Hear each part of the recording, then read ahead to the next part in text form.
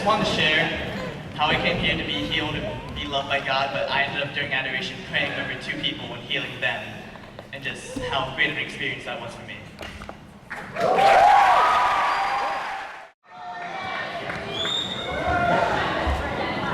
So what I learned, when I was here at this conference, because with all my shortcomings, I was very hard on myself, and I distanced myself from the love of God because I felt that I wasn't good enough. And what I realized was that you don't have to be, the good kid to deserve the love of the Father. You don't have to actually do anything. You just have to let God love you. Because that's all you have to do is be the little kid. And that way you can let the Father love you. You don't have to, feel like you have to, that you weren't good enough, God, I failed. I'm not, I don't deserve your love. It's not like that, because my relationship with my father, I love my father very much, but that is, he was more of a boss or an employer because he was ex-military. And so, I bent over backwards to make my dad happy. And then knowing my shortcomings and how many times I've let God down, I felt that I wasn't good enough to be loved by God. And while I was here, I realized that I don't have to do anything. I just have to let God love me.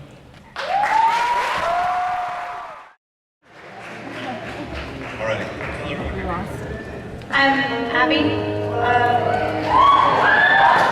My dad was diagnosed with cancer in March, and this weekend he was going through stem cell transplant. And I had a choice. I could either sit in Gainesville in the hospital room with him, or I could come on this retreat. And I'm here, and I've gotten so much peace this weekend, and I've grown so much closer to everybody that I've met. And it's been amazing. And I don't have words to describe this retreat and everything that's happened.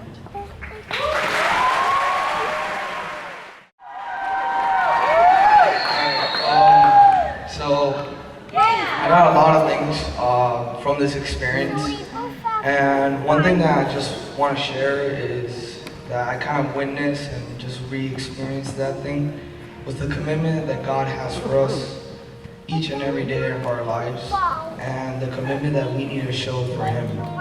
And it's incredible how God doesn't just put us down and says, no, you've done this, you've done that, and you're such a bad person, but God doesn't do that. God elevates you and brings you in such a way that you can be the best that you can possibly be. And I found out that if you're an athlete, an artist, a painter, be the best that you can possibly be. Because that's what the Creator created you for, to be the best of you. And that's what the cross is all about, to say, I love you. And that's what the Eucharist is all about. This is my body, which will be given up for you. So be the best that you can possibly be, because I'm surely going to do it. Thank you.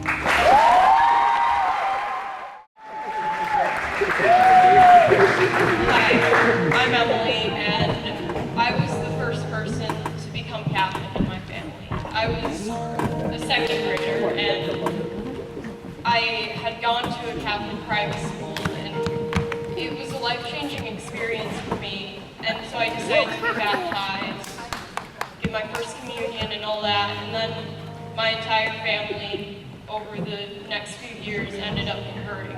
But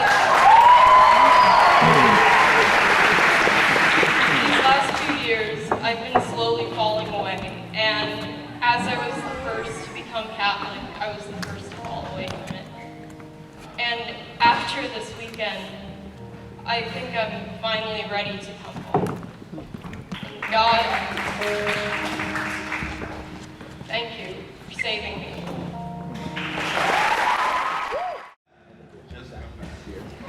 Well, I've been to Ave Maria before. This is twice as a youth, and this is actually my first year as a chaperone. And I've been discerning life in ministry, and I think I wasn't even supposed to come this weekend.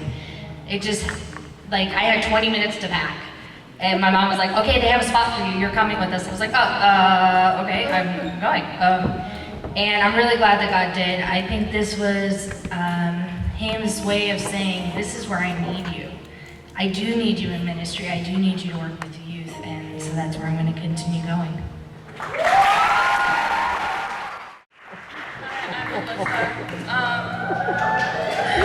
When I was 3 years old, I was diagnosed with Marfan syndrome, which is a connective tissue disorder. And in April 10th, I had my open heart surgery. And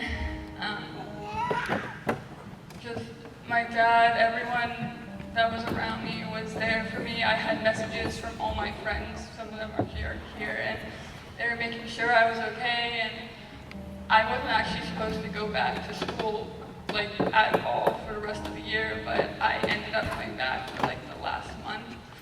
And I was recovering so quickly, and even the doctors were shocked about how fast I recovered.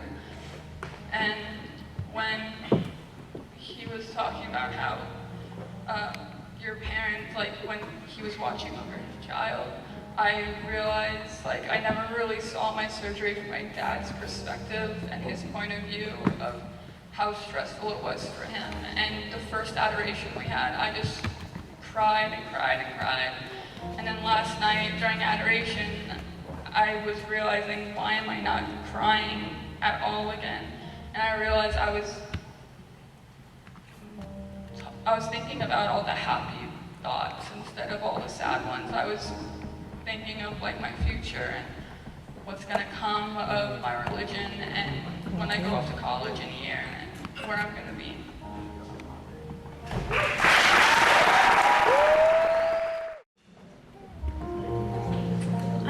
I just moved here a few days ago, but when I was 7, I was diagnosed with Ewing sarcoma, a rare kind of bone and tissue cancer, and I actually relapsed 3 times. And at one point I was told I only had a few months left to live. So I'm really only here by the grace and mercy of God, and I know that, but I always loved God and prayed and been a good little Christian, but I'd never really known Him on a personal, intimate level. But I came here, and in the adoration, I just spoke to Him, and I heard His voice, and He answered my prayers.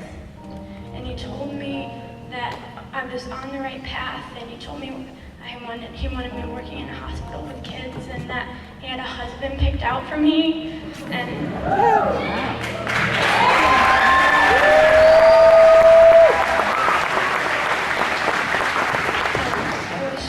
really great experience, and I don't think I've ever felt closer to Him.